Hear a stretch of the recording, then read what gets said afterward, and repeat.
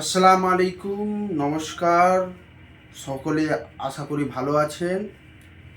আমি আশফাক আহমেদ, কলকাতা হাইকোর্টের অ্যাডভোকেট এবং জাতীয় কংগ্রেসের সংখ্যালঘু দপ্তরের সাধারণ সম্পাদক। আপনাদের কাছে একটি অ্যাপিল নিয়ে এসেছি যে ভারতবর্ষ আজকে আপনারা জানছেন, আমি সবাইকে বলছি, আমি কংগ্রেস পার্টির সমর্থক, আমি তৃণমূলের সমর্থক, বিজেপি বিরোধী এবং বিজেপির যারা সমর্থক তাদেরও বলছি যে আর অন্ধভক্ত হয়ে লাভ নেই। আর আপনারা দেখেছেন যে আজকে 10 বছরের সরকার 2014 থেকে 2024 পর্যন্ত যে 10 বছরের সরকার, এই সরকার ভারতবর্ষের মানুষকে জুমলা ছাড়ার কিছুই দেয়নি।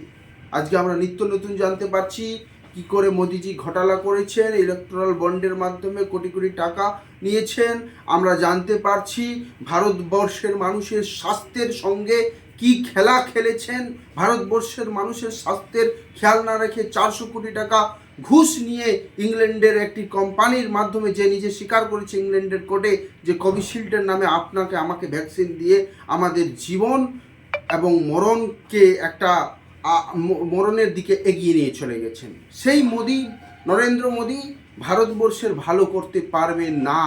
কংগ্রেস সরকার কি করেছে বলার দরকার নেই, ভালো করে সার্চ করে পড়াশোনা করে আপনারা দেখবেন। আপনারা শিক্ষিত মানুষ, আপনারা জ্ঞানী মানুষ, জানেন বুঝেন, আর বলার দরকার নেই। অনেক হলো হিন্দু মুসলমান, এবার ভোট হবে উন্নয়নে, উন্নতি, ডেভেলপমেন্ট এবং হিন্দু মুসলিম সম্প্রীতির ওপর। আমরা কংগ্রেস সরকারে এসে রাহুল গান্ধীজি প্রাইম মিনিস্টার হওয়ার সাথে সাথেই 25 লক্ষ টাকা পর্যন্ত ভারতবর্ষের মানুষকে স্বাস্থ্যের আমরা গ্যারেন্টি, আমরা প্রতিশ্রুতি দিয়েছি এবং আমরা সেটা পালন করব। আমরা প্রত্যেকটা মহিলা, গরিব মহিলা পরিবারের প্রত্যেকটা মহিলাকে 8,500 টাকা, বছরে 1 লাখ টাকা, এবং গ্রাজুয়েশন ডিপ্লোমা যুবকদের বেকারত্ব থেকে দূরীকরণের জন্য তাদের পেহলি নকরি পাকি 1 লাখ টাকা, এবং কৃষকের ঋণ মুকুব সহ আমাদের 30 লক্ষ যে গভর্নমেন্ট জব রয়েছে সেটা আমরা ভর্তি করব। কংগ্রেস যেমন আমরা ভারতবর্ষকে এক নতুন উন্নতির ধারায় নিয়ে যাব, নতুন আধুনিক সমাজে যা যা দরকার প্রয়োজন, ভালোবাসা, প্রেম, সব কিছুতে নিয়ে যাব। আমি অ্যাপিল করছি, বিশেষ করে আমি সকলকে অ্যাপিল করছি যে পশ্চিম বাংলায় মমতা ব্যানার্জি বা মোদিজির কোনো ভাউতাবাজিতে এসে লাভ নেই।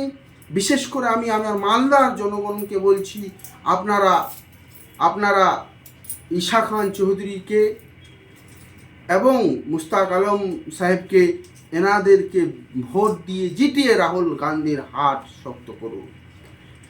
এখন ভাবলে হবে না, আপনাদের কাছে দুটো জিনিস ভাবতে হবে, একদিকে মোদি, একদিকে রাহুল গান্ধী। রাহুল গান্ধীকে চায় না মোদিকে চায়, উন্নয়নকে চায় না ধ্বংসকে চায়। দেশ ধ্বংসের দিকে নিয়ে যেতে চাইছেন না দেশকে বাঁচাতে চাইছেন। দেশের সংবিধান, দেশের উন্নতিতে অংশগ্রহণ করতে চাইছেন। যদি দেশের উন্নতিতে অংশ করতে চান, দেশকে ভালোবাসেন, তাহলে রাহুল গান্ধীজিকে প্রধানমন্ত্রী করুন, হাত চিহ্নে ভোট দেন, কংগ্রেসকে জেতান। ধন্যবাদ।